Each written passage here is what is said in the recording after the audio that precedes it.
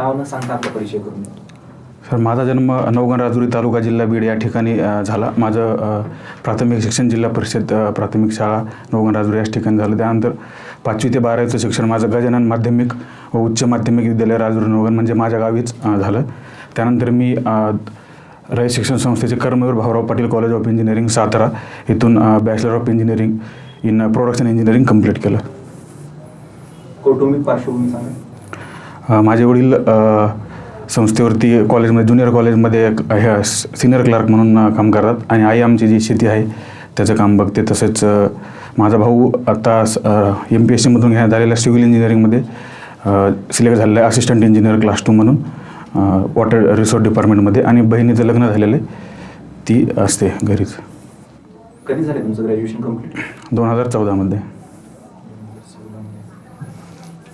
2014 पासून तुम्ही तयारी करता?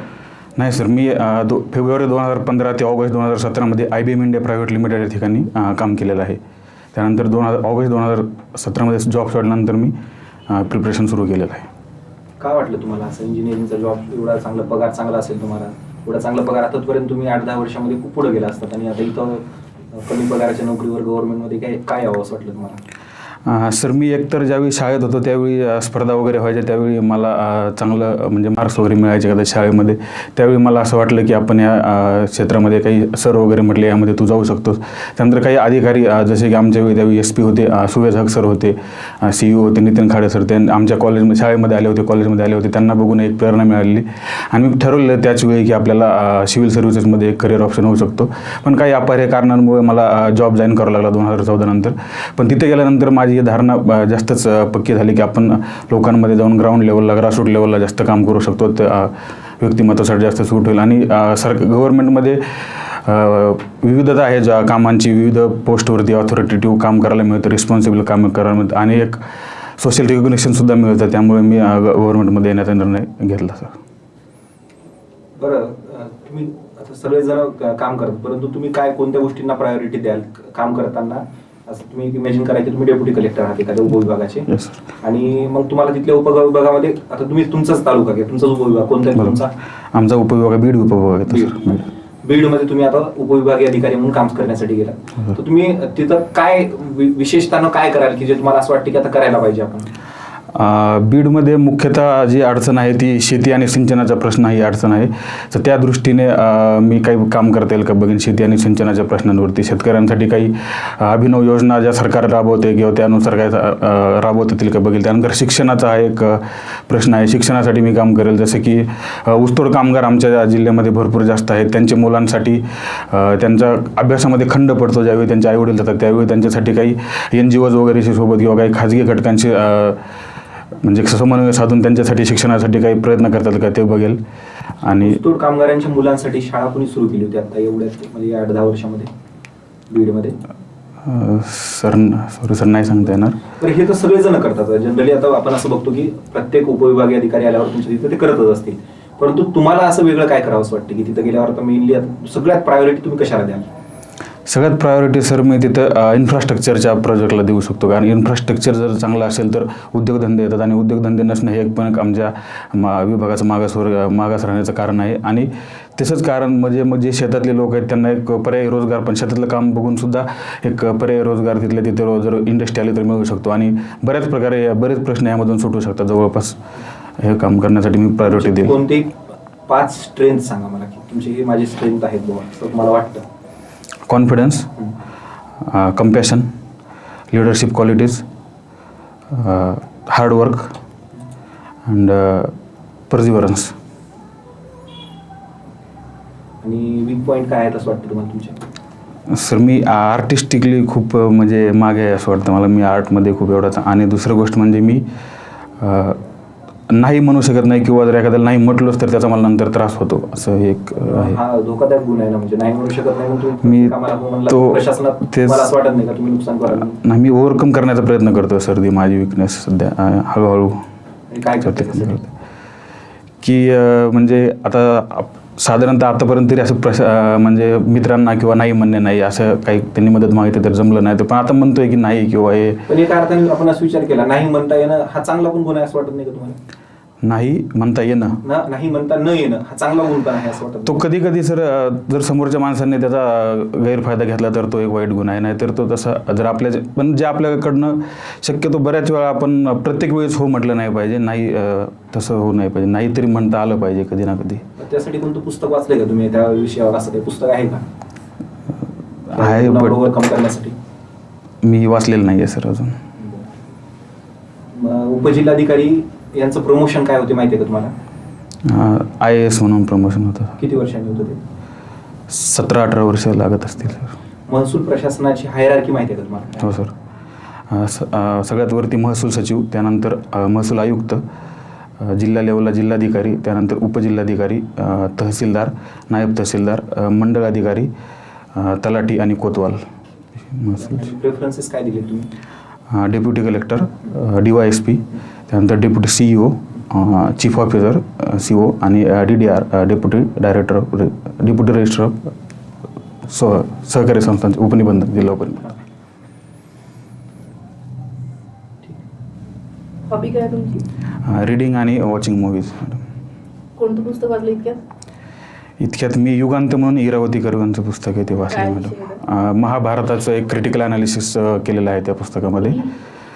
खूप चांगल्या पद्धतीने महाराष्ट्र हा एक इतिहास म्हणून, महाभारत हा एक इतिहास म्हणून त्यांनी त्यामध्ये मांडलेला आहे की बऱ्याच म्हणजे संस्कृत ग्रंथांचा वगैरे त्यांनी अभ्यास करून एक क्रिटिकल ॲनालिसिस असं मांडलेलं आहे. आणि त्यांच्या काही थिरीज आहेत ते मांडले आहे की महाभारत कसं घडलं असावं, काय असावं, की जेणेकरून आपल्याला वाटतं की हा एक इतिहास, म्हणजे असं महाभारतावरती आक्षेप असतात की हे इतिहास घडला आहे की नाही, की हे काय फक्तच. तुम्हाला काय वाटतं इतिहास आहे तो?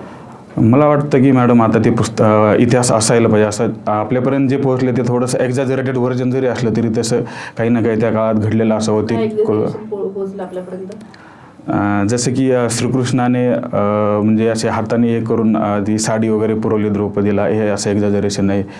किंवा बरेचसे एक्झॅजरेशन, बकासूर या राक्षसाचं खूप जास्त असं वाटतं. हो मॅडम, चमत्कार वगळले तर तो इतिहास आहे. आणि कोणता सिनेमा तुम्हाला इतक्यात आवडलेला आहे?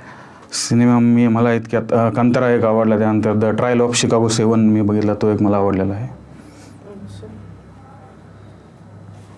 हे ले ऑफ काय असतं माहिती आहे तुम्हाला? Madam sorry, lay off. Lay off म्हणजे कर्मचारी काढून टाकण्याची प्रोसेस आहे त्यांना. कंपनीने काढली सध्या सगळ्याच मेजर कंपनी गुगलने काढलेल्या आहेत, काल सेल्सफोर्सने काढलेल्या आहेत. या दरम्यानच्या 5-6 महिन्यातलं मेटाने म्हणजे जी फेसबुकची पॅरेंट कंपनी मेटा, त्यांनी 11,000. IBM विषयी नाही मॅडम माहिती अजून. तुम्ही तिथे काम केलं असेल तुम्ही म्हणताय? हो मॅडम, केलं. साखरशाळा काय असतात माहिती आहे? ऊसतोड कामगारांची जी मुलं ते ज्यावेळी त्यांच्या आईवडिलांसोबत ऊसतोडीच्या कारखान्याच्या ठिकाणी जातात त्यावेळी त्यांच्या शिक्षणात खंड पडू नये म्हणून 1996-97 साली सरकारने साखर शाळांची योजना केली होती. महाराष्ट्र सरकारने. व्यक्तीचं नाव सांगता येईल की ज्यांनी? गोपीनाथ मुंडे यांनी पुढाकार घेतला होता. तुम्ही म्हटलं की प्रशासनात आल्यामुळे मला ग्रासरूट लेवलला काम करता येईल, तर बाबा आमटेंनी ग्रासरूट लेवलला काम केलं असं तुम्हाला वाटतं का? हो मॅडम. तुम्हाला तसं काही काम करावं असं वाटलं होतं कधी? हो वाटलं होतं मॅडम, पण प्रत्येक जणांनी म्हणजे एक घर चालवणं ही एक पण एक कधीतरी जबाबदारी असते. चालवलं की नाही चालवलं? चालवलं मॅडम त्यांनी घर. कसं चालवलं? हां, ते बीड या नावामागे काय इतिहास आहे? बीडचं जुनं नाव चंपावती नगरी होतं खूप चालुक्य काळामध्ये. त्यानंतर त्याचं नाव पारशी नाव भीर पडलं. भीर ते भीरचा अर्थ असा आहे की तिथं पाण्याचं दुर्भिक्ष होतं, त्यामुळे त्याला भीर असं म्हटलं जायचं. हां मॅडम. आणि त्यानंतर भीरचं, हो पारशी शब्द पर्शियन आहे. भीरचं अपभ्रंश होऊन बीड झालेलं आहे. कोणत्या नदी आहेत बीडमध्ये? सगळ्यात महत्त्वाची नदी एक सिंदफणा आहे, बिंदुसरा नदी आहे, त्यानंतर डोंबरी नदी आहे, लातूरला कोणत्या राज्यामध्ये इलेक्शन्स आहेत? या महिनाभरामध्ये आता त्रिपुरामध्ये इलेक्शन आहेत आणि मेघालयामध्ये इलेक्शन आहेत आणि महाराष्ट्रामध्ये सुद्धा पोटनिवडणूक लागलेली आहे, तिथे एक निवडणूक. राज्यपालाची नेमणूक कशी केली जाते माहिती आहे तुम्हाला? सॉरी मॅडम, राज्यपालाची नियुक्ती. राज्यपालांची नियुक्ती ही राष्ट्रपतींद्वारे केली जाते. भारताच्या कॉन्स्टिट्यूशनच्या 153 कलमानुसार प्रत्येक राज्यासाठी एक राज्यपाल असावा अशी तरतूद आहे.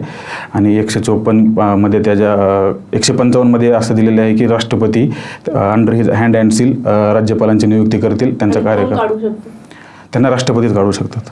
मग हे महाराष्ट्रात आम्ही काढलं म्हणून काही लोकांना वाटतंय आमच्यामुळे. नाही मॅडम, त्यांनीच राजीनामा दिला महाराष्ट्राच्या राज्यपालांनी आणि तो स्वीकारला गेला आणि त्यांना ते गेले, त्यांनी काढलं. पण राष्ट्रपती काढू शकतात. बजेट स्पीच ऐकलं तुम्ही? हो मॅडम. श्रीअन्न काय आहे? जे मिलेट्स आहेत त्यांना श्रीअन्न म्हटलेलं आहे. जसं की ज्वारी, बाजरी, वरी, नागली, राळे यांना श्रीअन्न म्हटलेलं आहे. तेलासाठी काही मिशन आणलंय का? Oil, edible oil? आत्ता बजेटमध्ये तरी मॅडम माझ्या लक्षात नाही एवढं, बट पाम ऑइल मिशन हे बऱ्याच वर्षापासून आपल्याकडे सुरू आहे. कुठे भारतामध्ये पामचं प्रोडक्शन आहे का? आंध्र प्रदेश आणि तेलंगणा या 2 राज्यांमध्ये सध्या तरी आहे, पण ते भारतभर वाढवण्याचा सरकारचा प्रयत्न आहे. अच्छा. तुम्ही इकॉनॉमिक सर्वे ऐकला? इकॉनॉमिक सर्वे बघितलं चाळायला? हो. हेल्थवर किती, आपल्या GDP चे किती टक्के खर्च? 2.9% खर्च ह्या बजेटमध्ये केलेला आहे आणि साधारणतः किती आहे हेल्थवर? 6%चं रिकमेंडेशन आहे. का होत नाही म्हणजे ते?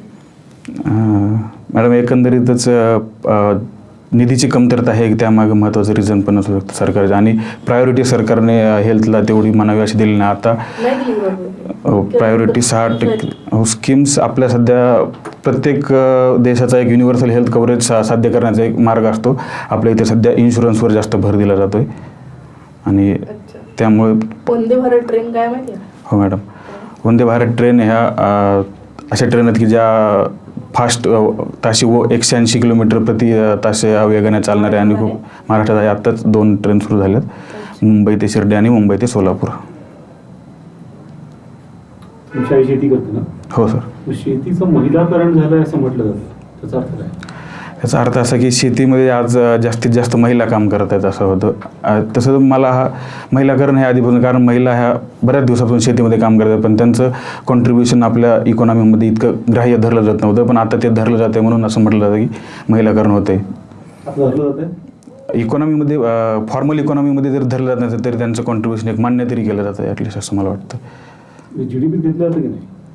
GDPमध्ये एकंदरीत शेतीचं उत्पन्न घेतलं जातं, त्यामुळे त्यातही त्यांचं श्रम आलेलं असतं.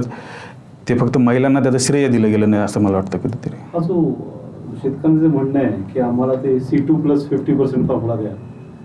येस. हो सर. हो. काय तो C2 फॉर्म्युला काय? म्हणजे खर्च प्लस खर्चामध्ये मग आधी असं होतं की ज्यावेळी जी MSP दिलं जातं त्यामध्ये फक्त बाहेरचे जे आदाने आहेत, खते वगैरे याच्यावरच आणि किंवा बाहेरचं मजूर यांचाच खर्च धरला जायचा. पण शेतकऱ्यांचं म्हणणं किंवा स्वामीनाथन आयोगाचं म्हणणं, जे घरची लोक पण काम करतात शेतामध्ये त्यांच्याही रोजगारीचा त्याच्यामध्ये. त्याच्या पुढे एक C2 माझा फॉर्म्युला आहे. सॉरी सर, मला माहीत नाही, मी चेक करून घेईल सर. A2+F ऑलरेडी सरकार देत आहे, फॅमिलीचं पकडतंय सरकार ऑलरेडी, तर सरकारचं म्हणणं आहे. हा, पण सगळ्याच पिकांसाठी पकडत नाही असं मला वाटतं. किंवा काहीच पिकांसाठी पकडतात, सगळ्यासाठी पकडत नाही असे काय? नक्की असं. हो सर. बरं, MSP किती याच्यावर आहे, पिकांवर आहे? सर गेस करू का सर मी? साधारणतः 26 पिकांवरती आहे. ओके. तुमच्या आईच्या नावावर शेती आहे का? नाही. का नाही? कारण शेती माझ्या आजोबांच्याच नावावर आहे अजून. अच्छा. आजोबांच्या आणि आजीच्या. वडिलांच्या नावावर पण थोडीशीच आहे, बाकी कोणाच्या नावावरती शेती नाही आहे. अच्छा. मग स्वतः शेतात काम करते की दुसऱ्याच्या प्रोजेक्टमध्ये? तसं बघायला गेलं तर मग जर रेकॉर्ड वाईज माझी आई दुसऱ्याच्या शेतात काम करते असं म्हणावं लागेल. ओके. ते IBM लिनक्स सिस्टम वापरते का कोणती सिस्टम वापरते, म्हणजे मायक्रोसॉफ्ट सर्व वापरते? सर वेगवेगळ्या प्रोजेक्टनुसार, पण त्यांच्या मी जिथे काम करतो आम्ही मायक्रोसॉफ्ट वापरायचो. येस. मायक्रोसॉफ्टची कोणती सिस्टम? Windows 7 वापरत होतो सर आम्ही. Windows 10 sorry. सरकारी कामकाजामध्ये कुठली वापरली पाहिजे? मायक्रोसॉफ्ट वापरली पाहिजे, लिनक्स वापरली पाहिजे? सर मायक्रोसॉफ्ट ही वापरायला लिनक्सच्या तुलनेमध्ये ऑपरेटिंग सिस्टम ही सोपी आहे, त्या मानाने किचकट नाही आहे आणि इजिली अवेलेबल आहे त्याचे, त्यामुळे मायक्रोसॉफ्ट वापरले पाहिजे असं. बरोबर आहे. खर्च पण आहे, खर्च जास्त थोडा आहे, बट युजर पॉईंट ऑफ व्ह्यूनं मला मायक्रोसॉफ्ट सोपी वाटते लिनक्सपेक्षा. सेफ्टीच्या दृष्टीने कुठली चांगली? लिनक्स चांगली आहे सेफ्टीच्या दृष्टीने. सेफ्टी बघायचं का असं युजर फ्रेंडली बघायचं? सर दोन्हींचा एक सुवर्णमध्ये जर आपण शोधून काढला तर मायक्रोसॉफ्ट यूज केलं जाईल. आणि मायक्रोसॉफ्टवरती बरेचसे ॲप्लिकेशन्स वगैरे. कोणी म्हणजे युजर फ्रेंडली सिस्टम तयार केलेत का? Sorry sir. लिनक्सच्या आधारे कोणी युजर फ्रेंडली सिस्टम तयार केलेत का? कुठल्या कंपन्या आहेत? सर नाही सांगता येणार सर मला, सॉरी रेड सर. हॅट आहे का रेड हॅट? नाही सर. नाही गेलं. भाऊराव पाटील जे होते त्यांचं ते शिक्षणासंदर्भात जे म्हणणं हो होतं की सर. स्वावलंबी शिक्षण हेच घेत आमची तुम्ही, हो सर. ते आज लागू होतं का? हो सर, आज पण लागू होतं ते. तसं लागू झालं पाहिजे आपल्या इथे की विद्यार्थ्यांनी काम करता करताच कमावलं पाहिजे. तसं तर आपण कुठेच करत नाही. पण करायला पाहिजे असं मला वाटतं. आता ज्यावेळी मी माझ्या शिक्षणाकडे मागं वळून बघतो त्यावेळी मला वाटतं की त्यावेळी मला जमलं असतं तर मी करायला पाहिजे होतं. पण आपल्या इकडे आईवडीलच खर्च करतात, त्यामुळे काय फायदा त्याचा केल्यावर काय फायदा होईल? एक तर म्हणजे मुलांना अनुभव येतो, बऱ्याच ठिकाणी काम करण्याचा चांगला अनुभव येतो. तसेच बरेचसे स्किल शिकता येतात शिक्षण घेता घेता जगात शिक्षण जगण्याचं. धोरणात तसं काय आहे का? नवीन शिक्षण धोरणामध्ये 6वीपासून व्होकेशनल शिक्षण सुरू करण्याचा हा एक महत्त्वाचा पॉईंट सुरू केलेला आहे. आणि त्यानुसार मग जर बऱ्याचशा काही मुलांना व्होकेशनल शिक्षण देता देता काही म्हणजे रिअल टाईम एक्सपिरियन्स देण्याचा पण त्यामध्ये म्हटलेलं आहे. नई तालीम काय होती मध्ये? हो, नई तालीम ही शिक्षण पद्धती होती गांधीजींची की म्हणजे बौद्धिक विकास, मानसिक विकास आणि भावनिक सर्जनशीलता या धरून जर नई तालीम विकास अशी त्यांची शिक्षण पद्धती होती. हो सर, होतं का? होतं. हे झेडपी मध्ये शिक्षण घेतलं तुम्ही तर तिथे काय होतं की तुमचं IIT मध्ये सगळ्यांना प्रवेश हवा असतो, पण झेडपी शाळांमध्ये मात्र असं म्हणजे प्रवेशासाठी एवढे हे नसते, असं का फरक पडतो म्हणजे? सर, पायाभूत सुविधांची कमतरता आणि एकूणच शासकीय शाळांकडे बघण्याचा आत्ताच्या काळातला नकारात्मक दृष्टीमुळे इंग्रजीचं जास्त, खाजगी शाळांचं जास्त फुटलेलं पेव याच्याकडं, त्यामुळे MBA मध्ये पण भरपूर खाजगी संस्था आहेत, पण तरी सुद्धा IIT महत्व खूप वेगळं थोडं वेगळे.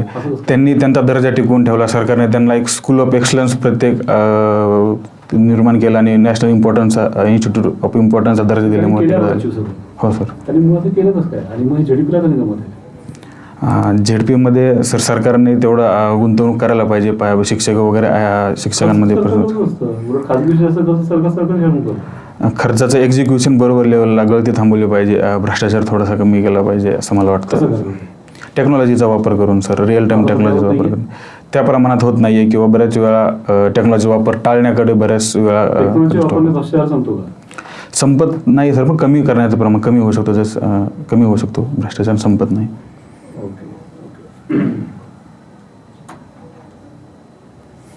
तुमचे प्रशासकीय आदर्श कोण आहेत?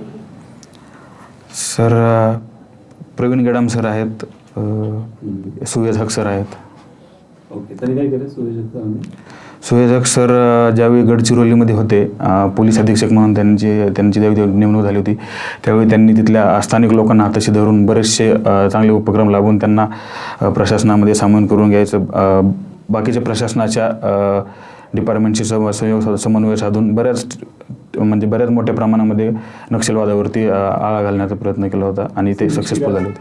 660 हे महाराष्ट्र सरकारचं एक पोलीस दल आहे, स्पेशली ते नक्षलवाद्यांशी लढण्यासाठी निर्माण केलेलं आहे 660 दल. ओके, पण नॉर्मल पोलीस लढू शकत नाही का? त्यांना नॉर्मल पोलीसही लढू शकतात, पण 660ला वेगळ्या पद्धतीचं जंगलातलं ट्रेनिंग दिलेलं असतं चांगलं, खास त्या विशेष एक ध्येय समोर ठेवून, त्यामुळे ते विशेष. भ्रष्टाचाराबद्दल तुम्ही आता म्हणाले भ्रष्टाचार कमी करायला पाहिजे.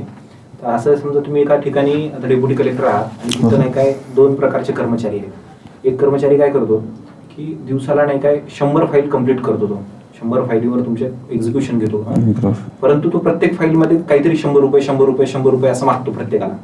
आणि दुसरा एक कर्मचारी आहे की जो पैसे पण घेत नाही काही आणि काम पण करत नाही काही, 0 फाईल त्याची दिवसातून होते. तर तुम्ही कोणत्या कर्मचाऱ्याकडून काम करून घ्याल?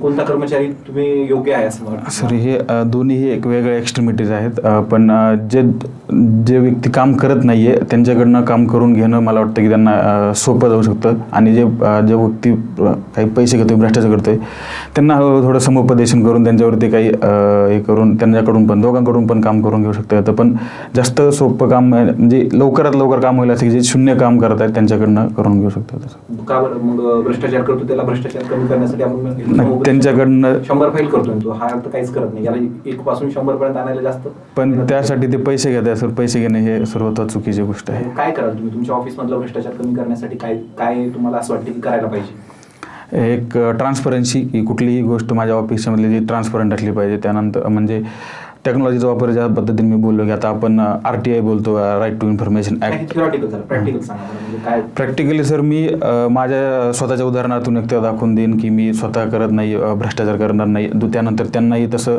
प्रेरित करेन, सारखं त्यांच्याशी बोलेल की याचे दुष्परिणाम काय होऊ शकतात, मी त्यांना प्रेरित करू शकतो बोलण्यात. त्यानंतर त्यांच्याशी जे माझ्या ऑफिसमध्ये जे लोक येणार आहेत काम करणार आहेत त्यांच्यासाठी मी जास्तीत जास्त कसं अवेलेबल राहीन, त्यांच्या जे तक्रारी ग्रीव्हन्सेस जे कसे ॲड्रेस होतील. अगदी सुट्टीच्या दिवशीसुद्धा जर एखाद्याची काही खूप अर्जंट ग्रीव्हन्स असेल, अर्ज असेल, तर त्या दिवशीसुद्धा अवेलेबल राहायचा मी स्वतः वैयक्तिक प्रयत्न करेल. आणि तसंच माझ्या जे आता खाली कर्मचारी असतील, ज्युनियर अधिकारी असतील, त्यांच्याकडून तसंच काम करून घेण्याचा प्रयत्न करेन. म्हणजे एकंदरीत तुम्ही भ्रष्टाचार कमी करणार प्रयत्न तरी करणार सर. कमी होऊ शकतो का पूर्णतः 0%?